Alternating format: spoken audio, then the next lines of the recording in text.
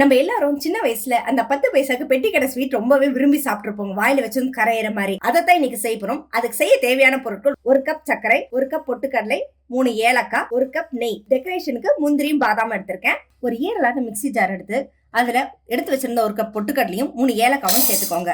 அது கூடவே 1 கப் சர்க்கரை நல்லா இந்த மாதிரி நைஸா பவுடர் மாதிரி அரைச்சுக்கணும். திப்பி திப்பியா இருக்கக்கூடாது.